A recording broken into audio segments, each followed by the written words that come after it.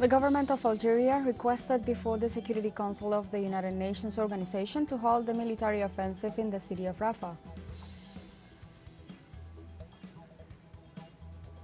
In Venezuela, the National Electoral Council rejected the interfering attitude of the European Union in the upcoming July 28 elections and ratified the sovereignty and self-determination of the nation. And in Mexico, the candidates for the presidency closed their respective campaign activities as the federal elections date approaches.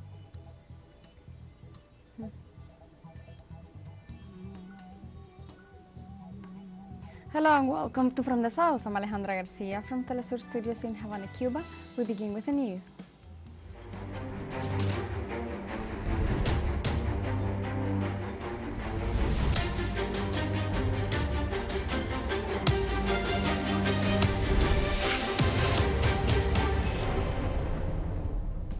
In Palestine, Israeli forces carry out intense airstrikes in Rafah, while tanks advance towards the center of the city located in the southern Gaza Strip. Wafa news agency reported that one citizen was killed and around 20 were wounded after Israeli jets targeted a group of citizens in eastern Rafah on Wednesday. In parallel, the Al-Quds Field Hospital, run by the Red Crescent Society, was forced to leave the Al-Mawasi area due to constant bombardments. Israel continues its aggression in Rafah despite the orders of the International Court of Justice issued last Friday calling for the immediate suspension of its operations and the opening of the border crossing for the entry of humanitarian aid.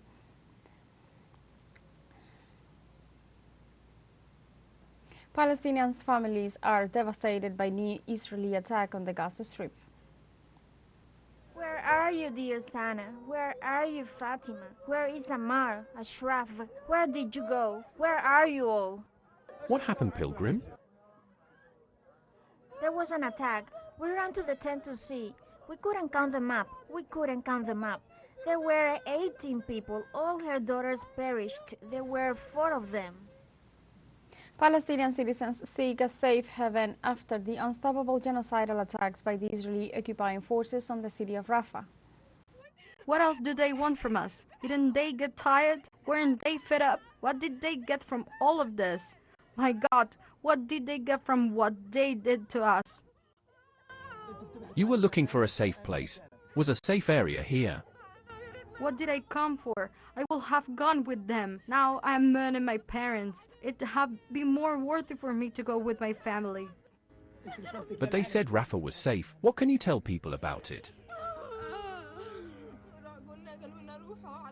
They sent us to Al-Nusrat. We went there. Then they sent us to Deh. We also went there. Then to Rafah. We're looking for safety. That is what did we get when we move around looking for safety. And it's not easy to move when they send you to evacuate from one place to another. To have to carry your tent and move from one place to another, it exhausts you a lot. It is pure suffering. For God's sakes, we are exhausted. What's your message to the world? I wish their hearts suffer as much as they made us suffer. The government of Algeria requested before the Security Council of the United Nations organization to halt the military offensive in the city of Rafah. The Algerian ambassador to the United Nations, Ammar Benjama, presented a motion for a resolution for an immediate ceasefire in Gaza. He also called for the release of all the hostages captured since the escalation of the Israeli siege on October 7, 2023. In this regard, Benjama condemned the indiscriminate targeting of civilians, women and children, as well as civilian infrastructure.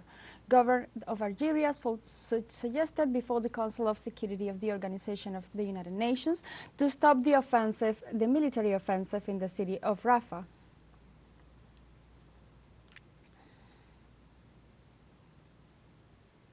On Wednesday, Turkish President Recep Tayyip Erdogan condemned the inaction of the international community before Israeli barbarism against the Palestinian people and held the United States and the European Union governments complicit in the genocide against Gaza.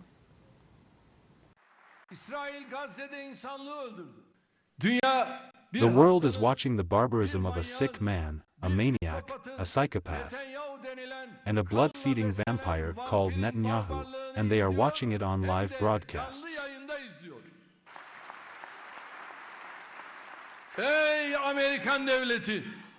Oh, the United States, this blood is on your hands also. You are responsible for this genocide at least as much as Israel. Oh, the heads of state and government of Europe, you have also participated in Israel's genocide, barbarism, and vampire-like act.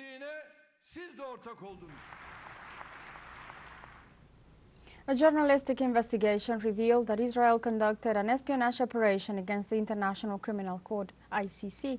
The report alleged that Israeli intelligence placed under surveillance the communications of ICC officials, primarily prosecutor Karim Khan and his predecessor. In this regard, it unfolded the intercepted phone calls, emails, and documents of court officials for nearly a decade. According to the document, the espionage aimed to prevent war crimes investigations and revealed the Zionist intelligence tried to intimidate the court, but this did not thwart Prosecutor Khan from announcing the arrest warrant for Israeli Prime Minister Benjamin Netanyahu and his defense minister.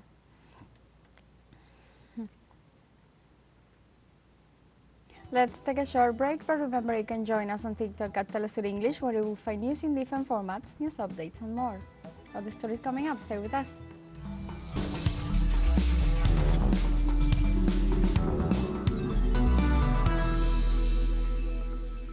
Welcome back. Opposition deputies are trying to reinstate by means of a bill the National Teacher Incentive Fund repealed by President Javier Milei, key for the provincial salaries of educators. From Buenos Aires, our correspondent Juan Carlos Bartolota with the details. Last week, the Chamber of Deputies approved a joint motion of the Leftist Union for the Homeland and the centrist Radical Civic Union blocs for the re-establishment of the Teachers Fund FONID. The proposal obtained 152 votes in favor and 81 rejections, and on Tuesday it was debated in commissions. If it is for the will of Union for the Homeland, when we convened the initial special session, back in March, then the special session for university financing, FONID, the National Fund for Teacher Incentive was always on the agenda, and now, after the last session convened by the radicalism, it was decided that today there had to be an opinion on teachers' salaries. Deputies of different opposing trends were debating in deputies before the rejection of the ruling party, an opinion that enables the treatment of the issue in the lower chamber. We have a proposal to turn it into a permanent fund, and that at the same time it should be remunerative, and this would allow retirees to receive it as well. To overcome the limits that this fund had until now, and also in our project we include a mechanism so that the minimum salary of the witness position in each of the jurisdictions is not less than the total basic basket, because the reality today is that most of the teachers' salaries are well below the poverty line. On Tuesday, teachers of all levels, grouped in the main unions, mobilized to Congress to demand the restoration of the Teachers Incentive Fund. We are here to demand that the Education and Budget Commissions, which are to meet on this day, issue a favorable opinion for the treatment of a law to reinstate the FONID, an additional salary for teachers at all levels, also in universities, in pre-university levels, in schools and colleges of public universities. The suppression of FONID has also meant a very important salary cut, and FONID is a historical conquest of the education workers, and it is essential that it can be recovered. The FONID, the teachers' fund that part of the opposition is pushing to reinstate, is an economic bonus created in 1998 for the national executive to transfer it to the provinces and thus improve the salaries of teachers, representing between 10% and 15% of their salaries. The fund was extended by decree at the beginning of 2022, with a 2-year extension, and when it expired, President Javier Milei left it without effect. Juan Carlos Bartolota, teleSUR, Argentina. The electoral power of Venezuela rejected the interfering attitude of the European Union in the upcoming elections of July 28th and ratified the sovereignty and self-determination of the people to decide their destiny without foreign intervention. The president of the National Electoral Council, Elvis Amoroso, referred to a statement issued by the European Union in which he affirmed that considerations are of exclusive competence of the Venezuelans. Amoroso denounced this as a new act of interference while reiterating that no foreign organization has the competence to decide on the electoral oversight program of Venezuela. In this sense, he assured that the decisions made within the National Electoral Council are made in the exercise of sovereignty.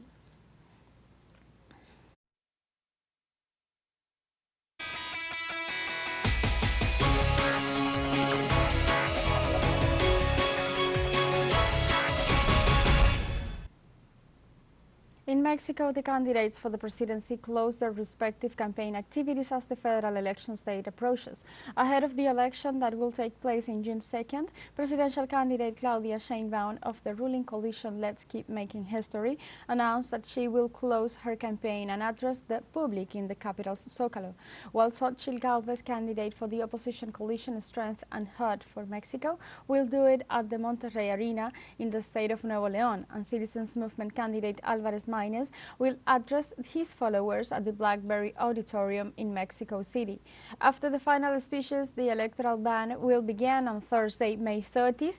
It will be lifted on Sunday, June 2nd, once the polling stations close.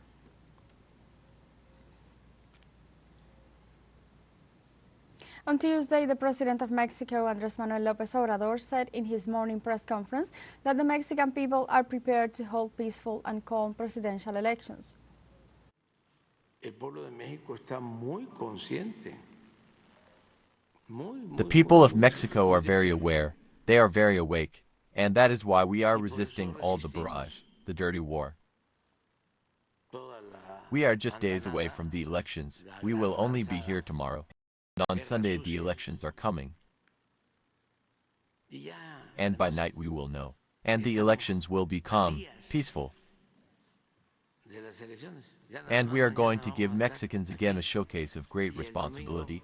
It's going to be an example, nothing of the Mexico of frauds. That is a thing of the past. The head of state also said that Mexicans abroad will be able to vote in the country's consulates and will have the assistance of officials from the National Electoral Institute.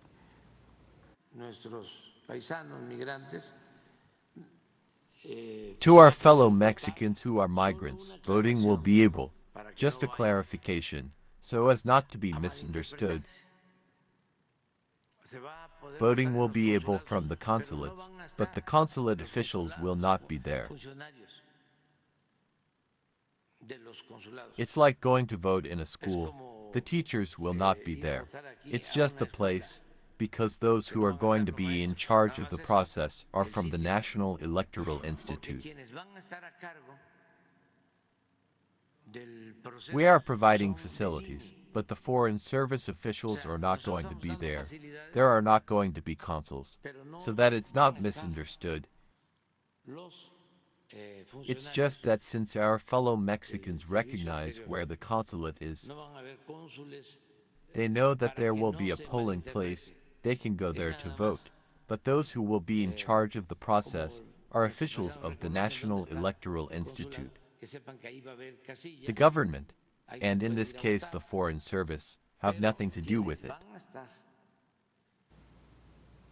Polling stations closed in South Africa on Wednesday after voters queued for hours to cast their ballot in a landmark general election that leaves the ruling ANC in fighting to protect its 3 decades-long exclusive grip on power.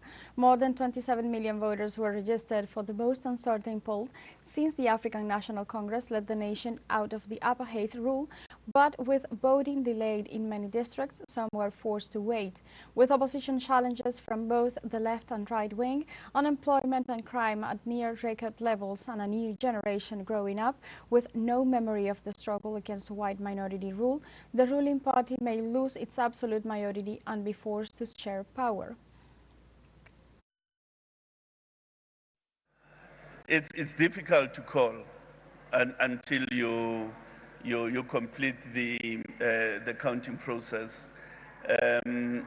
Suffice to say, it will probably be well beyond what we had, the 66% we had in 2019. In Madagascar, more than 12 million people are called to the polls for parliamentary elections. The polling centers opened their doors at 7 o'clock in the morning, local time, and no incidents were reported so far. The National Electoral Commission summoned the African Union and member countries of the Southern African Development Community to proceed as observers during the elections. In addition, the country has already experienced a presidential election where Andry Rajoelina won and in which 13 candidates competed for the executive chair. We have a final short break coming up, but before we invite you to join our WhatsApp community for our English-speaking audience. You can scan the QR code on screen to join directly and share the link to reach more people. Constant news coverage of Latin America and the Caribbean as well as the rest of the world. Stay connected and informed with teleSUR. Final short break. Don't go away.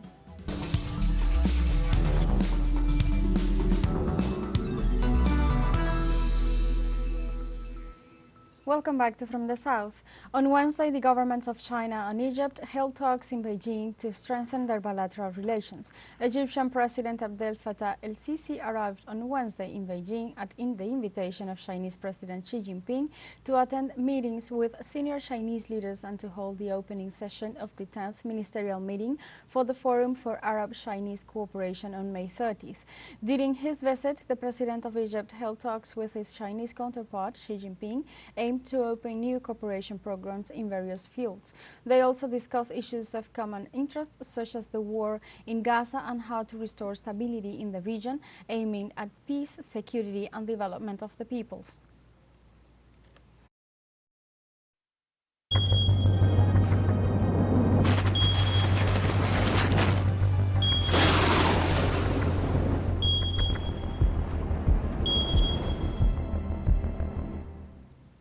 In Brazil, the government will announce the largest package of measures to combat climate disasters for residents of Rio Grande do Sul.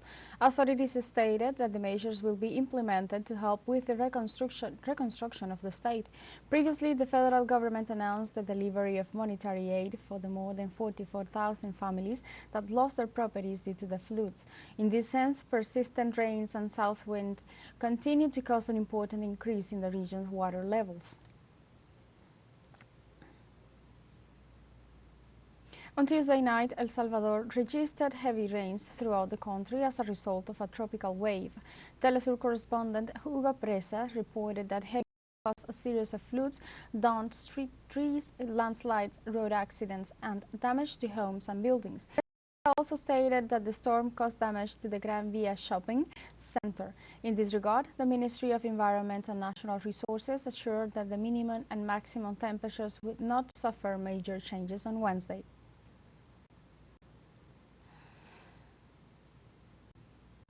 The United Nations said nearly 8,000 people were affected by a massive landslide that buried a village in northern Papua New Guinea on Friday. The United Nations reported 150 houses buried in Molitaka village, adding that over 40% of the people affected are under 16 years old. In this regard, the country's National Disaster Center reported that around 2,000 people were buried alive by the natural disaster. Local authorities emphasized that the most pressing needs include drinking water, food, clothing, hygiene kits, and that they have requested the international community to send engineers to provide advice on geological hazards. And this Wednesday, the humanitarian aid sent by the governments of Australia and New Zealand arrived in Port Moresby, the capital of Papua New Guinea. Australian authorities stated that they also sent technical experts to the area to provide assistance in the management of this type of natural disaster. Australian Foreign Minister Penny Wong said the aid package will address the urgent needs of those affected by this devastating landslide.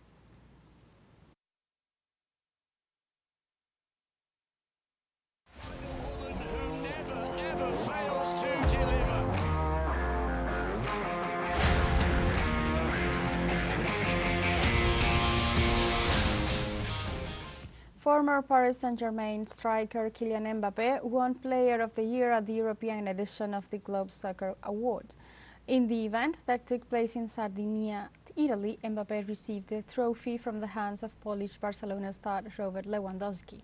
Another player awarded during the ceremony was Real Madrid midfielder Jude Bellingham, who was declared Best Player of the season 2023-2024. Although Bellingham could not attend, he thanked his teammates, staff, coach, and fans through a video sent to the contests.